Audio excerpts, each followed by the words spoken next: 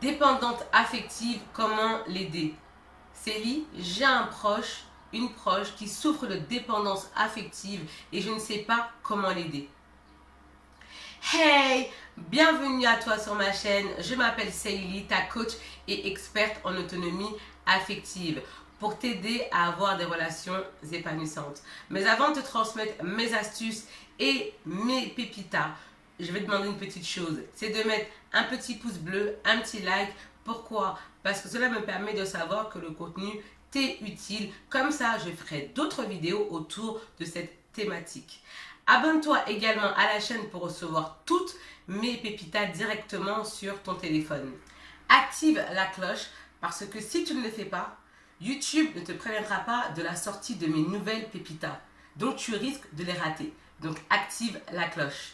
Aujourd'hui, je te propose un bilan personnalisé, gratuit, 100% confidentiel et anonyme dans lequel figure ton cadeau à l'intérieur.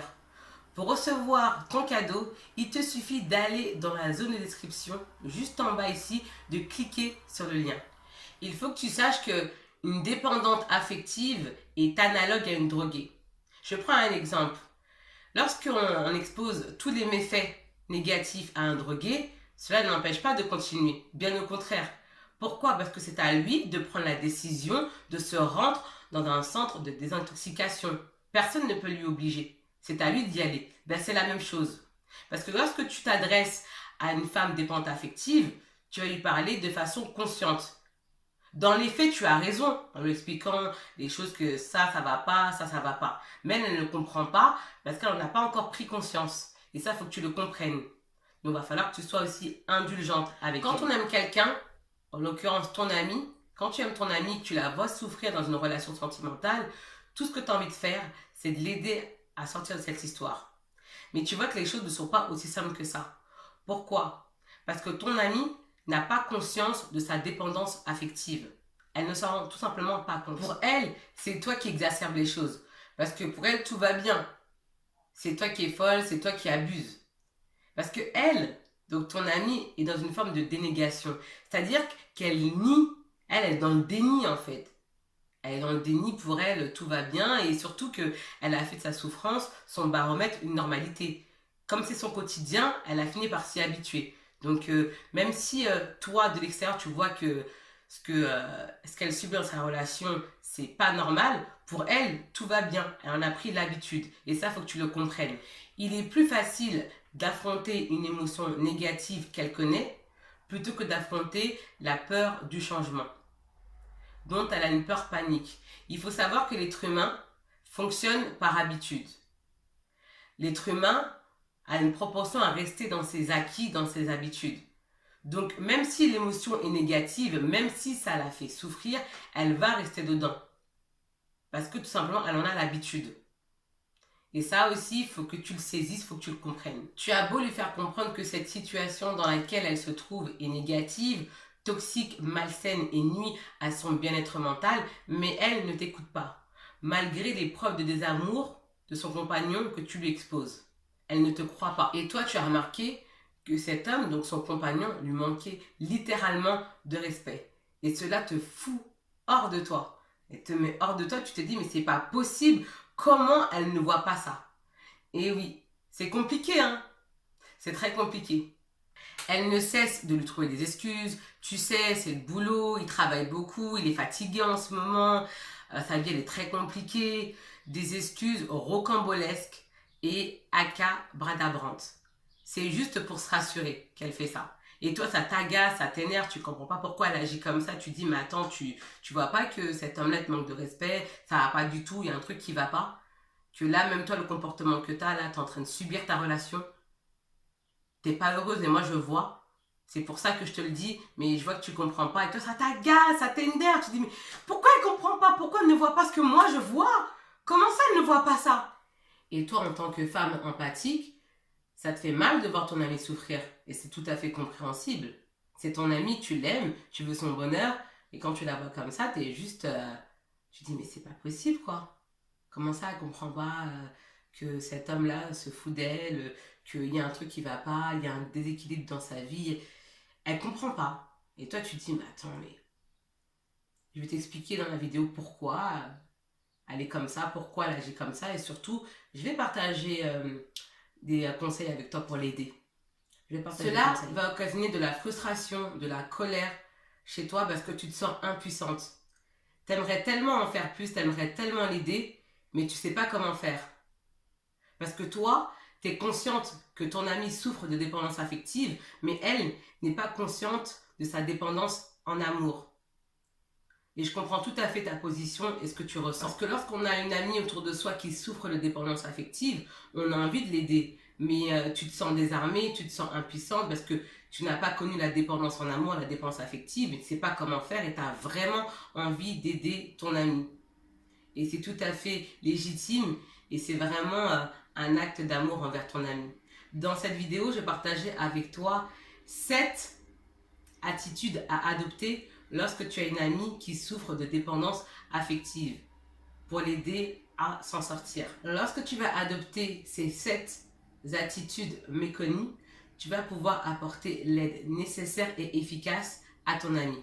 Et reste jusqu'à la fin parce que je vais te partager les 2 meilleures attitudes à adopter. Premier point, sois tolérante et indulgente. Et évite les critiques acerbes et les jugements parce que les jugements risquent de l'enfoncer parce qu'elle se sent déjà mal. Et je sais que lorsque tu es dur avec elle, lorsque tu décides d'être très dur, d'avoir des paroles difficiles, ça part de bienveillance. Mais tu vois bien que cela ne fonctionne pas. Donc ça sert à rien de continuer. Parce que faire une action en espérant un résultat différent émane de la folie. Donc arrête ça, ça sert à rien. Parce que tu peux avoir cette croyance qu'en lui répétant toujours, en lui rabâchant les choses négatives, qu'elle va en prendre conscience. Et ça ne fonctionne pas comme ça. L'être humain ne fonctionne pas comme ça. Donc évite ça. Ça sert à rien. Après, je peux te comprendre parce que c'est comme nos parents, quand ils nous répètent tout le temps, enfin quand j'étais plus jeune, ma mère elle me répétait tout le temps la même chose. Ouais, fais ça, fais ça, fais ça. Et moi je dis, ah, pourquoi tu me dis ça tout le temps? Oh. Et en fait, non, ça me saoulait en fait. Bon après, elle prenait une paire de claquettes là, chou. Mais voilà, pour te dire que ça sert à rien. Parce que l'être humain fonctionne pas comme ça.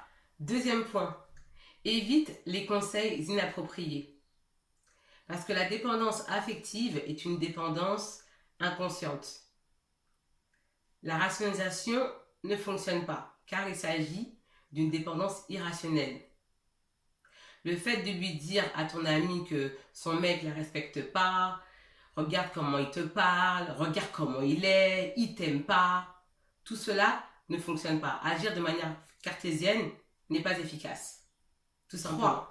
Elle respecte son état actuel, son état de dépendance affective. Car c'est à elle de prendre conscience de sa dépendance en amour, de sa dépendance affective. Parce qu'il s'agit de sa vie et c'est à elle de prendre conscience de cela.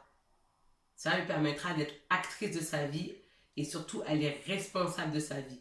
Et puis toucher le fond peut l'aider à s'en sortir et lui servir d'électrochoc. Donc laisse-la gérer sa vie. 4e point, il faut que tu saches que la dépendance affective peut se transformer en dépression sévère. Car peu à peu, progressivement, ton amie se renferme dans sa relation toxique avec son compagnon. Elle est déconnectée de la réalité.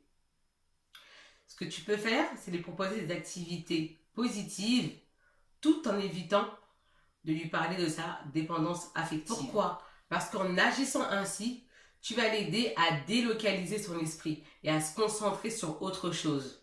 Par exemple, si c'est elle l'instigatrice en parlant de son compagnon, de son histoire, tu lui dis non, stop, on est là pour profiter, donc faisons notre activité et kiffons l'activité. 5e point, quand ton ami aura pris la décision, aura pris conscience de sa dépendance affective, tu peux la soutenir durant ce processus. Tu peux l'accompagner. Mais surtout, laisse-la être actrice de sa vie. Évite de prendre une décision à sa place. Parce que sinon, elle risque d'être dépendante affective avec toi. Alors que le but, c'est qu'elle soit autonome affective. 6e point, tu peux servir d'exemple en étant une femme inspirante. Une femme qui s'occupe bien d'elle. C'est-à-dire une femme épanouie, heureuse dans sa vie. Parce que tout ça peut l'aider à s'en sortir. car ainsi tu agis sur elle de manière positive. Tu l'influences positivement. Et ça, c'est super puissant. 7e conseil. Partage-lui ma vidéo sur comment sortir de la dépendance affective. J'y partage 8 outils extrêmement puissants qui vont l'aider à sortir de sa dépendance affective. Je te mettrai le lien de la vidéo en fin de vidéo. Parce que personne ne doit rester dans un mal-être, dans une souffrance. Et si tu peux l'aider en lui partageant des vidéos, c'est super. Parce que parfois, on utilise la méthode de faire prendre conscience en parlant, en rabâchant, et on voit bien que ça ne fonctionne pas. Et une vidéo va être efficace. Ma vidéo sera efficace. Donc partage-lui ma vidéo. Je vais te mettre le lien en fin de vidéo, comme ça, quand tu enverras cette vidéo-là, elle pourra cliquer dessus et voir la vidéo et commencer un peu à réfléchir sur la vie, sa situation qu'elle subit, sa situation négative. Laisse-moi savoir dans la zone de commentaires ce que tu as pensé de la vidéo. Parce que ton commentaire est important pour moi. Il me permet d'améliorer mes prochains contenus. Partage-moi également tes idées de thématiques que j'aborderai dans de prochaines vidéos. Mets-moi un petit pouce bleu, un petit like, cela me permet de savoir que le contenu t'a été utile. Comme ça, je ferai d'autres vidéos autour de cette thématique. Bienvenue à toi si tu es nouvelle, donc abonne-toi à la chaîne pour recevoir toutes mes pépitas directement sur ton téléphone. Active la cloche parce que si tu ne le fais pas, YouTube ne te préviendra pas de mes nouvelles pépitas que tu risques de rater, ce qui sera fortement dommage pour toi. J'en suis sûre que tu connais des amis qui aimeraient voir ces vidéos, donc envoie-leur ma vidéo. Et moi, je te dis à bientôt pour de prochains contenus, de nouvelles pépitas. Ciao! Bye bye! À bientôt!